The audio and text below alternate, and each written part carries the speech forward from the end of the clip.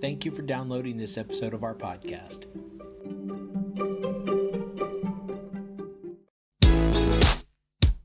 Hi, and welcome to the podcast for Solomon Staircase Masonic Lodge number 357, where we talk about all things related with Freemasonry, including Hermetic teachings, philosophy, reason, spirituality, and much more.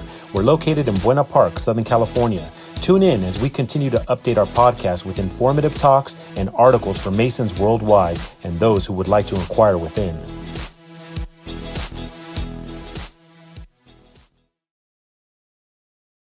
So we are now back on Mackey's Revised History of Freemasonry, Chapter 52, which I'm actually going to do in two parts because this chapter is 30 plus pages long.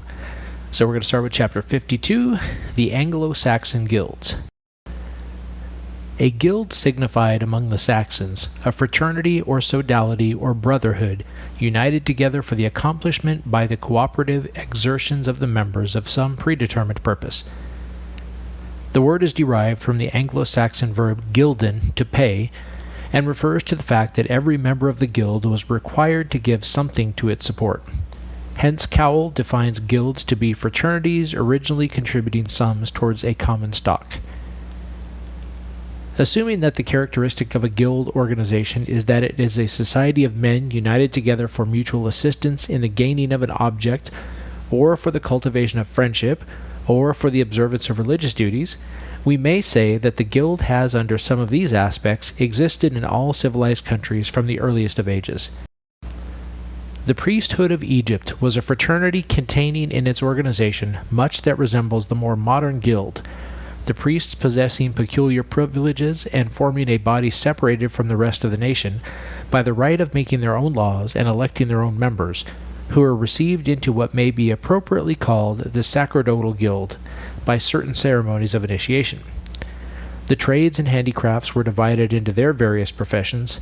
Thus the artificers and the boatmen of the Nile were each a separate class, and as the practice of a trade was made hereditary, being handed down from father to son, and was restricted to certain families, we may well suppose that each of these classes made up a guild. We may remark in passing that while the handicraftsmen and traders were generally held by the higher orders among the Egyptians in low repute, the art of building seems to have occupied an honored place in the national estimation. While we find no record on the funeral monuments of any of the other working classes, the names of architects alone appear in the inscriptions with those of priests, warriors, judges, and chiefs of provinces, the only ranks to which the honor of a funeral record was permitted. The Eranos among the Greeks was in every minute respect the analogue or twin of the guild, not perhaps the same thing, but bearing a marked likeness to it. Donegal defines it to be a society under certain rules and regulations, having a fund contributed by the members, formed for various purposes, such as succoring indigent members. Clubs or societies of this kind, established for charitable or convivial purposes, and sometimes for both, were very common at Athens, and were also found in other cities of Greece. These Grecian guilds were founded on the principle of mutual relief. If a member was reduced to poverty, or was in temporary distress for money, he applied to the Eranos, or guild, and the relief required was given by the members. Sometimes it was considered as a loan, to be repaid when the borrower was in better circumstances. The Eranos met at stated periods, generally once a month, had its peculiar regulations, was presided over by an officer styled the Erenarches and the Ereniasti, or members paid each their monthly dues. There does not really appear to have been any material difference between the organization of these sodalities or brotherhoods and the Saxon and medieval social guilds. It is scarcely necessary, after the description that has already been given of the Roman colleges of artificers, to say that they were analogous or similar to the craft guilds. Indeed, it is a part of the hypothesis maintained in the present work that the latter derived, directly or indirectly, the suggestion of their peculiar form as associated craftsmen from the former. The agape, or love feasts of the early Christians, though at first established for the holding of a religious rite, later became guild-like in their character, as they were sustained by the gifts and dues of the members, and funds were distributed for the relief of widows, orphans, and the poorer brethren. Indeed, they are supposed by writers upon the Church to have imitated the Grecian Erinoi. The government looked upon them as secret societies, and they were for that reason forbidden by law. Brentano, who has written a learned introduction to Toulmin Smith's English Gilds, published by the Early English Text Society, is disposed to trace the origin of guilds to the feasts of the old German tribes from Scandinavia, which were also called guilds. Among the German tribes, all events that especially related to the family, such as births, marriages, and deaths, were celebrated by sacrificial feasts in a family reunion. Similar feasts took place on certain public occasions and anniversaries, which often afforded an opportunity for the preparing of plans for piracy and plunder by one tribe or another. We are not inclined to trace the origin of the Saxon and English guilds to so low and decayed a source, and we subscribe to the opinions expressed by Wilda, one of the ablest of the German writers on this subject, who could not find anything of the true nature of the guild in these Scandinavian feasts of the family. Hartwig, who also has studied this point, agrees with Wilda. However, it is very evident that the fundamental or basic sentiment of the guild, that is, the desire to establish fraternal relations for mutual aid and protection, was not peculiar to the Saxons. It may rather be thought of as a human sentiment, arising from the innate or inborn knowledge of his own condition, which makes a man aware of his infirmity and weakness in isolation, and causes him to seek for strength in association with his fellow man. The same type, therefore, if not the exact form of the guild, has appeared in almost all civilized nations, even at the remotest periods of their history. Wherever men may accustom themselves to meet on stated occasions, to celebrate some appointed anniversary or festival, and to eat of a common meal, to break bread together, that by this regular communion a spirit of fraternity may be established, and every member may feel that upon the association with which he is thus united he may depend on for relief of his necessities or protection of his interests. Such an association, sodality, brotherhood, or fraternity, call it by whatever name you may like, will be in substantial nature a guild. Wilda thinks that the peculiar character of the guilds was derived from the Christian principle of love, and that they actually originated in the monastic unions, where every member shared the benefits of the whole community in good works and prayers, into the advantages on which union laymen were afterward admitted. The unsoundness of this theory is evident from the fact that the same characteristic of mutual aid existed in the pagan nations long before the advent of Christianity, and was presented in those sodalities which represent the form of the modern guild. The admission of Wilda and Hartwig that the early Saxon guilds were so tinctured or affected with the superstitious customs of the pagan sacrificial feasts, and that the Church had to labor with vigor and for a long time to destroy them, tends to prove that we must look beyond the monasteries for the true origin of the guild. We are inclined, therefore, to credit them to that spirit of associated labor and union of refreshment which had existed in the Roman colleges of artificers, where, as has been shown, there existed that organized union of interest which continued to be displayed in the guilds.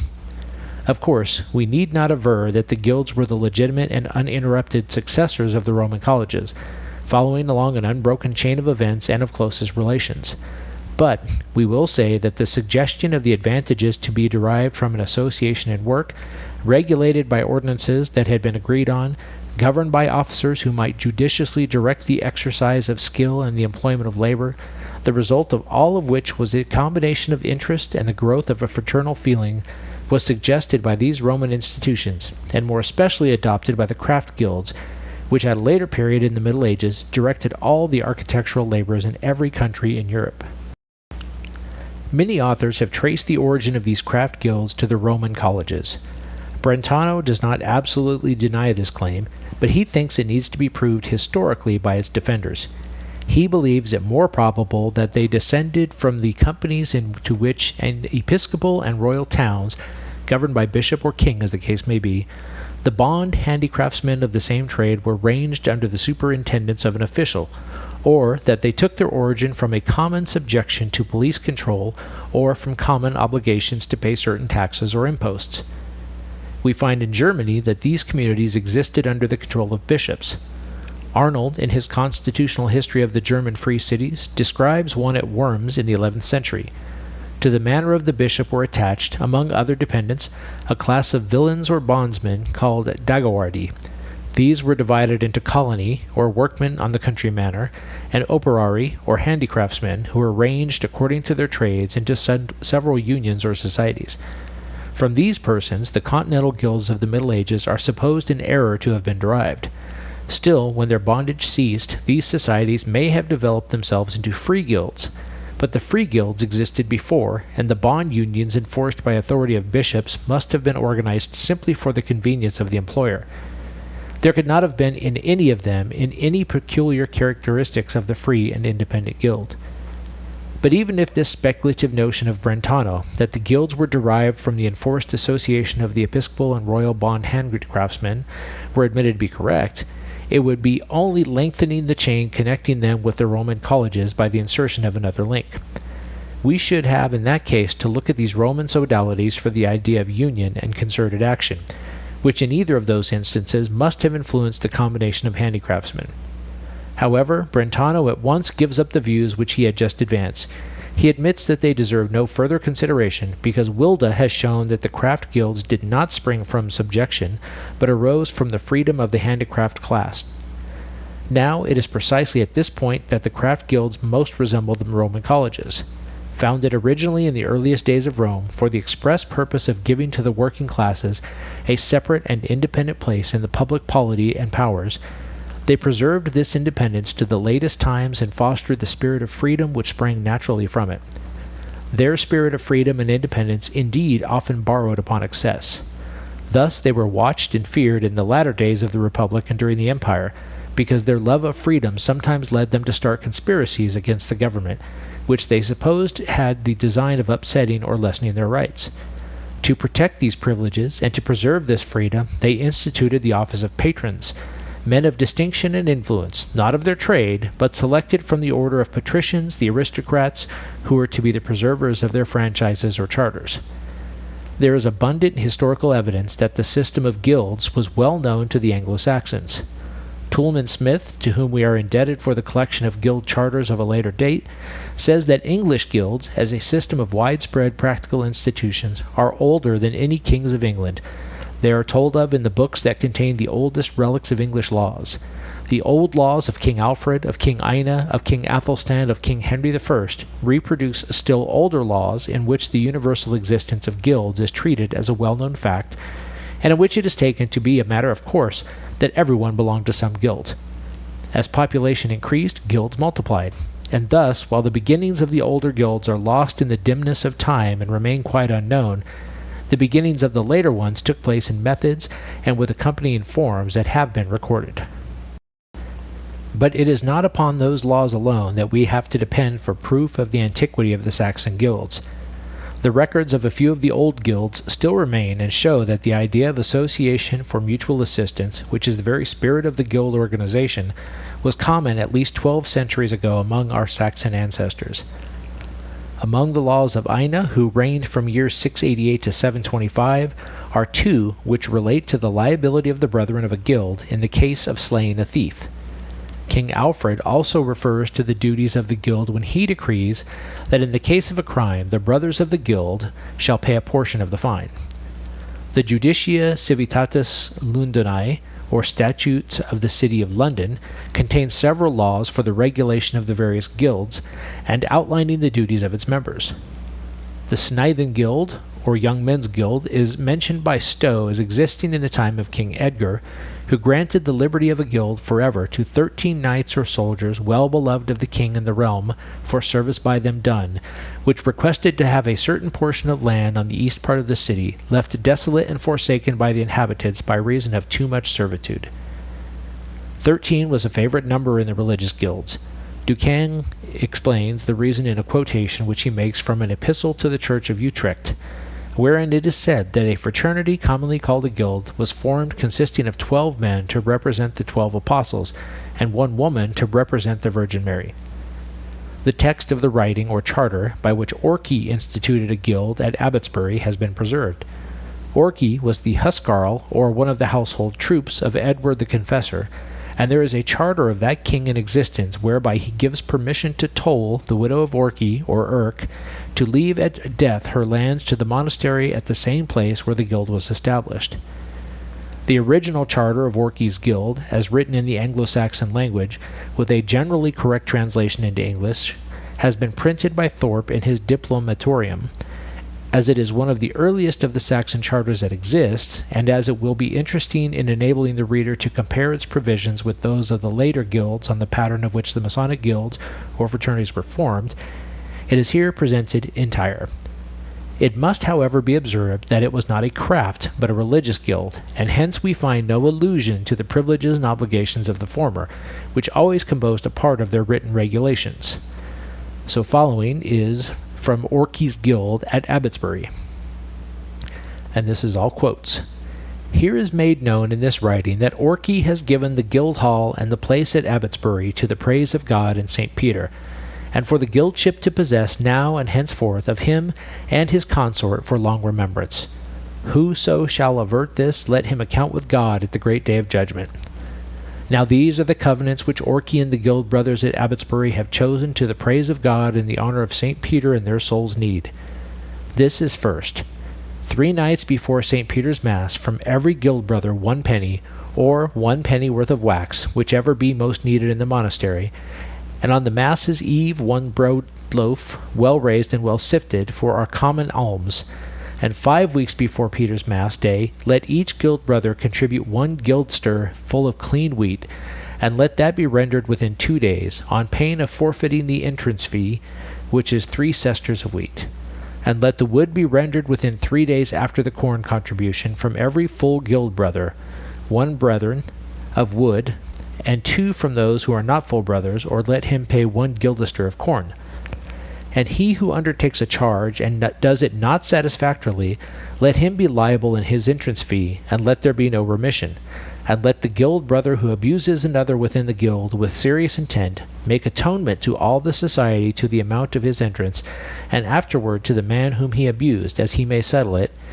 And if he will not submit to compensation, let him forfeit the fellowship and every other privilege of the guild. And let him who introduces more men than he ought, without leave of the steward and the purveyors, pay his entrance. And if death befall any one in our society, let each guild brother contribute 1 penny at the corpse for the soul, or pay according to 3 guild brothers. And if any one of us be sick within 60 miles, then we shall find 15 men who shall fetch him, and if he be dead, 30, and they shall bring him to the place which he desired in his life. And if he die in the vicinity, let the steward have warning to what place the corpse is to go, and let the steward then warn the guild brothers, as many as ever he can ride to or send to, that they come thereto and worthily attend the corpse, and convey it to the monastery, and earnestly pray for the soul. That will rightly be called a guild law, which we thus do, and it will beseem it well both before God and before the world, for we know not which of us shall soonest depart hence. Now we believe, through God's support, that this aforesaid agreement will benefit us all, if we rightly hold it. Let us fervently pray to God Almighty that he have mercy on us, and also to his holy apostle St. Peter, that he intercede for us and make our way clear to everlasting rest. Because for love of him we have gathered this guild. He has the power in heaven that he may let into heaven whom he will, and refuse whom he will not.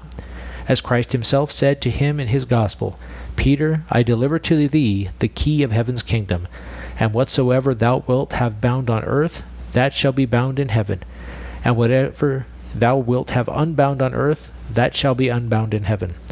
Let us have as trust and hope in him that he will ever have care of us here in this world, and after our departure hence be a help to our souls. May he bring us to everlasting rest. These covenants, which in later guild charters are called ordinances, and by the Mason guilds constitutions, were very clearly defined the objects of the association. These were not connected with the pursuit of any handicraft, but were altogether of a religious and charitable nature. Infirm brethren were supported, the dead were to be buried, prayers were to be said for the repose of their souls, and religious services were to be performed. There was an annual meeting on the feast of St. Peter, and regulations were made for the collection of alms on that day for the benefit of the poor. Especial attention was paid to the preservation of fraternal relations of mutual kindness between the members.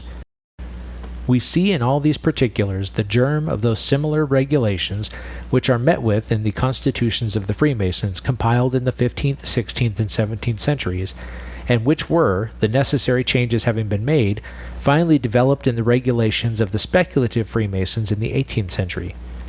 The substance of the regulations of this, as well as of two other guilds established about that same time, one at Exeter and the third at Cambridge, was the binding together in close fraternal union of man to man, which was sometimes fortified and impressed by the taking of oaths for the faithful performance of mutual help. The charter of the Thanes Guild at Cambridge has been published by both Thorpe and Kemble from a Cottonian manuscript. As it contains some points not embraced in the charter of the Orkney Guild, it is here presented, as a further means of comparison with the characters of the later craft guilds. The original is of course in Anglo-Saxon, and we have adopted the translation of Thorpe with the exception of a few changes.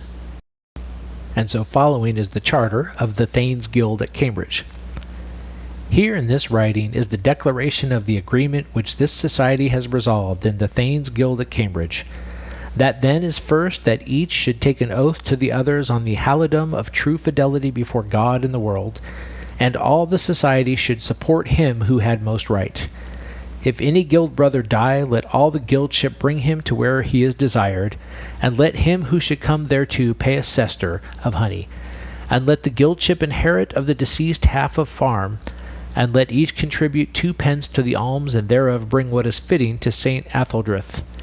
And if any guild brother be in need of his fellow's aid, and it be made known to the fellow nearest to the guild brother, and unless the guild brother himself be nigh, the fellow neglect it, let him pay £1.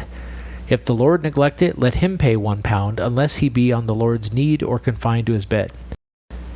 And if anyone slay a guild brother, let there be nothing for compensation but £8. But if the slayer scorns the compensation, let all the guildship avenge the guild brother, and all bear the feud. But if a guild brother do it, let all bear alike. And if any guild brother slay any man, and he be an avenger by compulsion, and compensate for his violence, and the slain be a nobleman, let each guild brother continue half a mark for his aid. If the slain be a churl, 2 auras piece. If he be Welsh, 1 aura.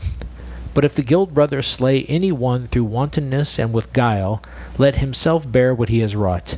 And if a guild brother slay his guild brother through his own folly, let him suffer on the part of the kindred for what he has violated, and buy back his guildship with £8, or forever forfeit our society and friendship. And if a guild brother eat or drink with him who slew his guild brother, unless it be before the king or the bishop of the diocese or the alderman, let him pay £1, unless it with his 2 bench comrades he can deny that he knew him. If any guild brother abuse another, let him pay a sester of honey, unless he can clear himself with his 2 bench comrades.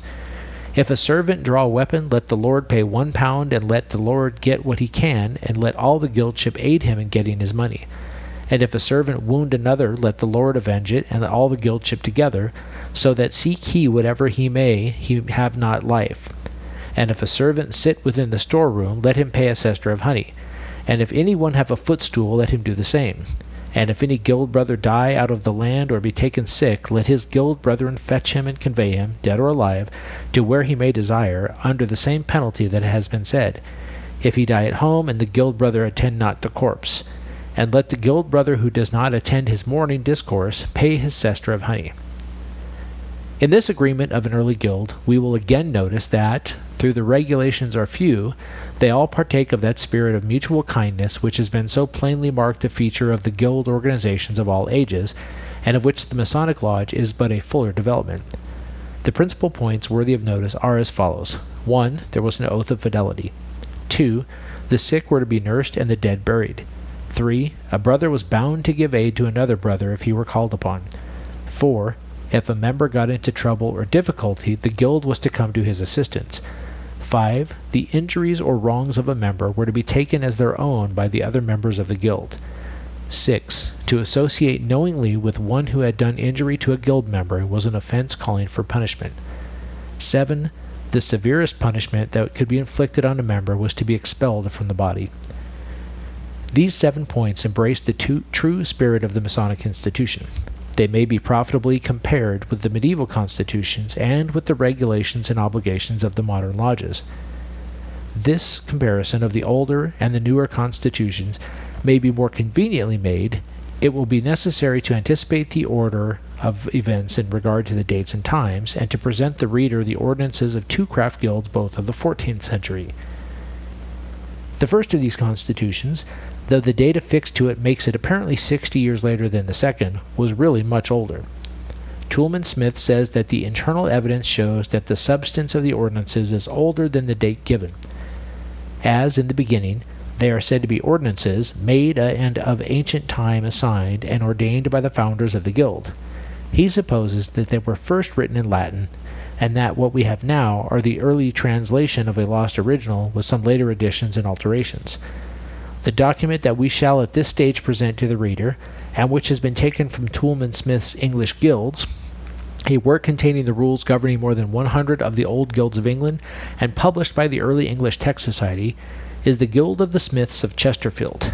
This guild united with that of the Holy Cross of Merchants in 1387, but, as has already been said, the date of its institution must have been much earlier. The Guild of the Smiths of Chesterfield. 1. This is the agreement of the masters and brethren of the Guild of Smiths of Chesterfield, worshipping before the greater cross in the nave of the Church of All Saints there. The headmen are an elder father, dean, steward, and 4 burgesses, by whom oversight the guild is managed.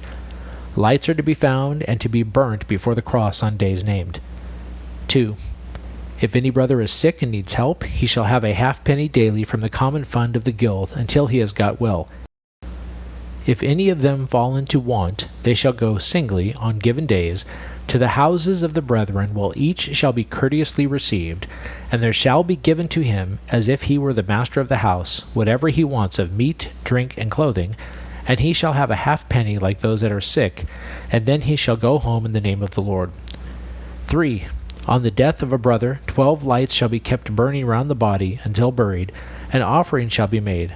Round the body of a stranger, or of the son of a brother, dying in the house of a brother, 4 lights shall be kept burning. 4. If it befall that any of the brethren, by some hapless chance, and not through his own folly, is cast into prison, all his brethren are bound to do what they can to get him freed and to defend him. 5.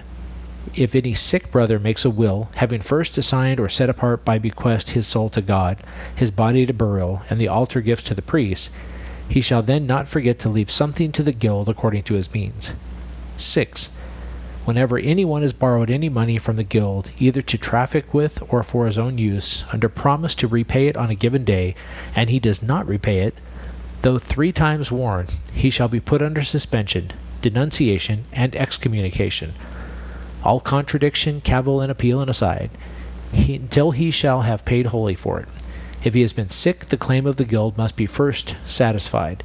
If he dies intestate, without leaving a lawful will, his goods shall be held bound to the guild to pay what is owing to it, and shall not be touched or disposed of until full payment has been made to the guild. Should it happen, which God forbid, that any brother is stubbornly and unruly, or sets himself against the brethren, or gainsays any of these ordinances, or being summoned to a feast will not come, or does not obey the elder father when he ought, nor show him due respect, or does not abide by what has been ordained by the elder father and greater part of the guild, he shall pay a pound of wax and a half a mark. Moreover, he shall be put under suspension, denunciation, and excommunication, without any contradiction, cavil, or appeal. 8. Anyone proved to be in debt or a wrongdoer shall be deemed excommunicate or outside the fold, and if he shall presume to come to the meetings of the brethren, his company shall be shunned by all, so that no brother shall dare to talk to him unless to chide him, until he has fully satisfied the elder father and the brethren, as well touching any penalty as touching the debt or wrongdoing. 9. To keep and faithfully perform these constitutions, all the brethren have bound themselves by touch of relics. Although, as its name suggests, this is a sodality or brotherhood of a body of handicraftsmen, yet there is no reference to any regulations for work. In this respect, it more resembles a social than a craft guild. This deficiency is, however, supplied in the ordinances of the Tailors' Guild at Lincoln, which is next to be given. This circumstance is one of the internal evidences that the Smiths' Guild was much older than its charter purports. The Tailors' was a craft guild, and its provisions for the regulation of labor, though few, are striking, and may be profitably compared with the more developed system adopted later by the Masonic craft guilds. The date of the institution of the Tailors' Guild is the year 1328. The paragraphs are here numbered for reference, as in the case of the former guild. The Tailors' Guild at Lincoln. 1. All the brethren and sisters shall go in procession in the feast of Corpus Christi. 2. None shall enter the guild as whole brother until he has paid his entry, a quarter of barley, which must be paid between Michaelmas and Christmas. And if it is not then paid, he shall pay the price of the best malt as sold at Lincoln Market on Midsummer Day, and each shall pay 12 pence to the ale. 3. If any one of the guild falls into poverty, which God forbid, and has not the means of support, he shall have every week 7 pence out of the goods of the guild, out of which he must discharge such payments as become due to the guild. 4. If anyone dies within the city, without leaving the means for burial, the guild shall find the means according to the rank of him who is dead. 5. If anyone wishes to make pilgrimage to the Holy Land, each brother and sister shall give him a penny, and if to St. James or to Rome a halfpenny, and they shall go with him outside the gates of the city of Lincoln, and on his return they shall meet him and go with him to his mother church. 6. If a brother or sister dies outside the city on pilgrimage or elsewhere, and the brethren are assured of his death, they shall do for his soul what would have been done if he had died in his own parish. 7. When one of the guild dies, he shall, according to his means, bequeath 5 shillings or 40 pence, or what he will, to the guild. 8. Every brother and sister coming into the guild shall pay to the chaplain as the others do. 9. There shall be 4 morn speeches held in every year, to take order for the welfare of the guild, and whoever heeds not his summons shall pay 2 pounds of wax. 10. If any master of the guild takes any one to live with him as an apprentice in order to learn the work of the tailor's craft, the apprentice shall pay 2 shillings to the guild or his master for him, or else the master shall lose his guildship. 11. If any quarrel or strife arises between any brethren or sisters of the guild, which God forbid, the brethren and sisters shall, with the advice of the gracemen and wardens, do their best to make peace between the parties, provided the case is such as can be thus settled without a breach of the law. And whoever will not obey the judgment of the brethren shall lose his guildship, unless he thinks better of it within 3 days, and then he shall pay a stone of wax, unless he have grace. 12. On feast days, the brethren and the sisters shall have 3 flagons and 6 tankards with prayers, and the ale in the flagons shall be given to the poor who most need it. After the feast, a mass shall be said, and offerings made for the souls of those who are dead. 13. 4 lights shall be put round the body of any dead brother or sister until burial, and the usual services and offerings shall follow. 14. If any master of the craft keeps any lad or sewer of another master for 1 day after he has well known that the lad wrongly left his master, and that they had not parted in a friendly and reasonable manner, he shall pay a stone of wax. 15. If any master of the craft employs any lad as a sower, that sower shall pay 5 pence or his master for him. 16. Each brother and sister shall give every year 1 penny for charity when the dean of the guild demands it, and it shall be given in the place where the giver thinks it most needed, together with a bottle of ale from the store of the guild. Lastly, 17. Officers who are elected and will not serve are to pay fines. It will be seen on an inspection of these 17 ordinances that the Guild of Tailors of Lincoln combined the character of the religious and craft guild. The 14th and 15th statutes regulate the conduct of the masters and the prosecution of their trade, but all the others are appropriate to the regulation of religious services, to the practice of charity, and the inculcation of friendly and fraternal relations among the members. And with that, we're going to close out this chapter, and we'll pick it up again here shortly. So, as always, thanks for listening.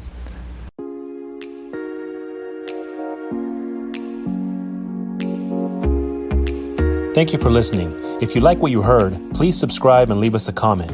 We enjoy hearing from our listeners. If you really like what you heard, share this podcast with your friends and lodge members. Visit us online at solomonstaircase.org.